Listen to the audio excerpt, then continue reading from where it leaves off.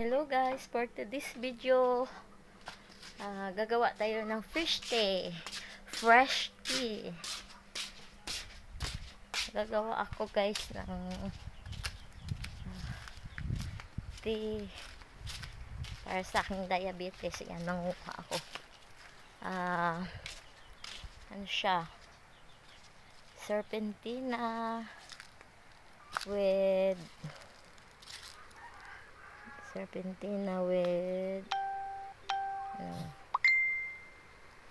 blue turnip. Ito yung serpentina guys. Ihahalo ko silang dalawa. Yan.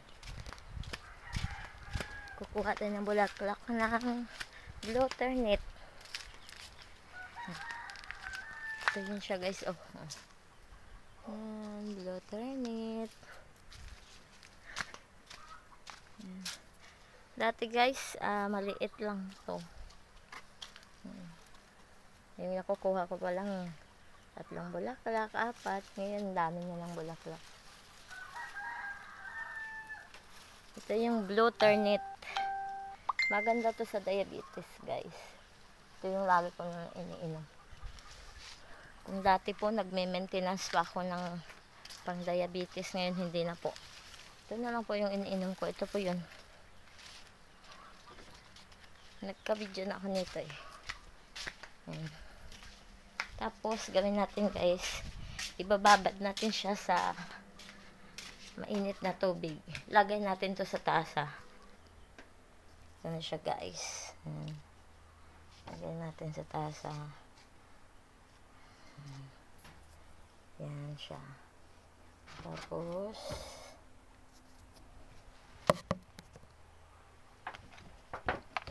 lagyan natin ng mainit na tubig.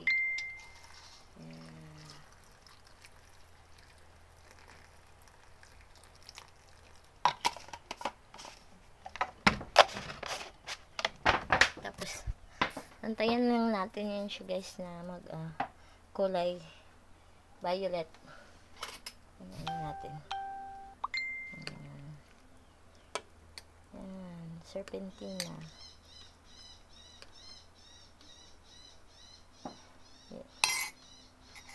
Yung serpentina guys, magaling yun siya sa high blood. At the same time sa diabetes din. Yan. Ito yun siya guys.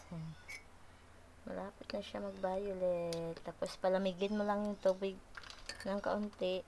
Yan. Yung para makaya mo na siyang mainom.